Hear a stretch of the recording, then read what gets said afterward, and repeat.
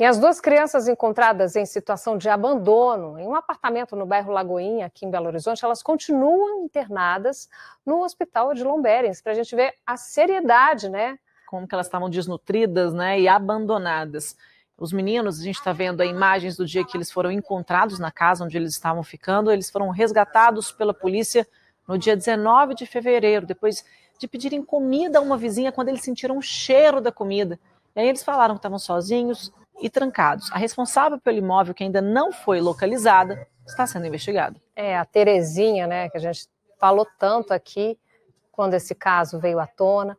A mãe das crianças, ela foi presa no dia 6 de fevereiro por suspeita de maus tratos contra outro filho, um menino de 4 anos que morreu.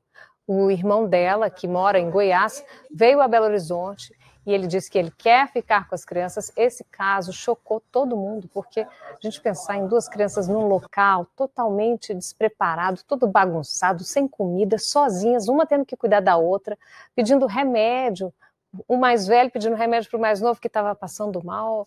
É uma situação que a gente não consegue saber o que a pessoa que estaria tomando conta dessas crianças tem na cabeça. Liliana, eu lembro quando a gente deu essa notícia aqui no Bom Dia Minas, a gente ainda ficou assim, né? Às vezes a responsável pela casa foi para uma consulta, passou mal e não voltou. O que será que pode ter acontecido? E depois que o caso foi se desenrolando, é que a gente viu que havia casos graves de maus tratos e outras denúncias envolvendo essa mulher. A gente tem até que destacar que essa mulher que aparece nas imagens, que estava com uma blusa rosa, gente, foi por causa dela que esses meninos foram salvos. Ela é uma vizinha, ela que ouviu os meninos ali chamando, né, pedindo a comida, e ela que deu o alerta, olha, esses meninos estão sozinhos, abandonados. Ela ajudou essas crianças a saírem desse cativeiro, né?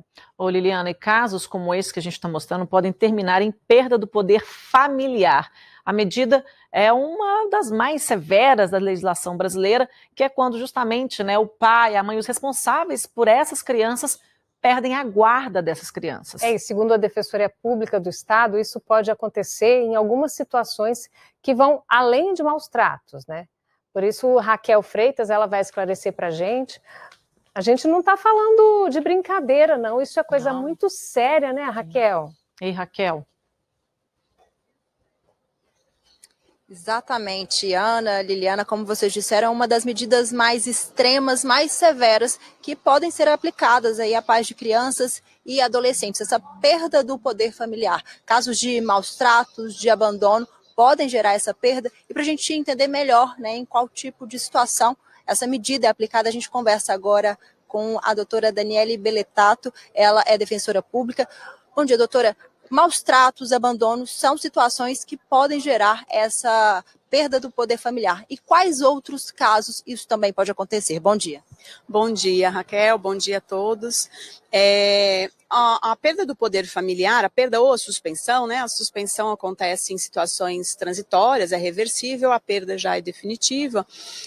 Ela ocorre nas situações em que a criança esteja em situação de risco prolongado, sem a possibilidade de superação, né? Então, por exemplo, maus tratos, violência, negligência no sentido de fornecer os meios necessários para essa criança se desenvolver adequadamente, né? Alimentação, escola.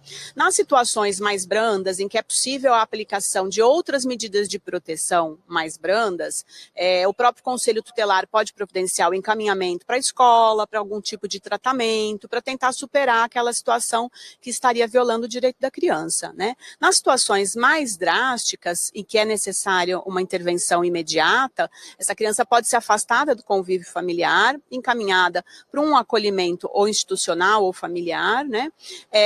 E nesse período de acolhimento, a família, tanto a família natural, os pais, quanto a família extensa, os demais familiares, podem pleitear a guarda dessa criança e vai deter essa guarda, vai reaver essa guarda, o familiar que demonstrar ter melhores condições de cuidar da criança, sempre do ponto de vista do melhor interesse da criança. Isso, né, doutora? A gente tem que pensar que sempre em questões assim, o bem-estar da criança, do adolescente, é o primeiro a ser considerado. Quando essa criança ou adolescente tem que ser afastado aí, né, do convívio do pai e da mãe, que seriam os responsáveis naturais, aí Qual parente pode ser considerado para ficar com essa guarda, essa família extensa? Existe um grau de parentesco que a justiça considera para que essa guarda possa ser concedida? Bom, não existe uma delimitação ou uma ordem de preferência entre os familiares que podem pleitear a guarda de uma criança que está acolhida. Até mesmo uma pessoa que não seja familiar consanguíneo pode pleitear a guarda desde que demonstre que existem vínculos de afinidade consolidados com a criança, né, uma convivência prolongada com a criança, e isso não configure uma burla ao cadastro de adoção, né? Mas então não existe uma ordem de preferência. O que será avaliado é quem tem a melhor condição para cuidar daquela criança. A gente estava conversando, né, a senhora deu alguns exemplos. Às vezes uma irmã que acabou de completar 18 anos tem uma condição melhor de cuidar dessa criança do que a avó, ou às vezes até mesmo uma vizinha que criou essa criança, que é uma mãe de criação, pode ser considerada nessa situação. Com certeza, justamente porque a ideia é o bem-estar dessa criança, né? Então, quando a gente tira a criança do convívio da sua comunidade, né, do local onde ela está habituada, o convívio das pessoas com as quais ela está habituada, isso é uma violência muito grande para a criança, né? Desestabiliza emocionalmente essa criança. Então, é muito mais importante que ela esteja amparada pelas pessoas com quem ela ama, que ela tem afinidade, do que num local em que, apesar de estar sendo muito bem cuidada, ela não tem esse amparo, né?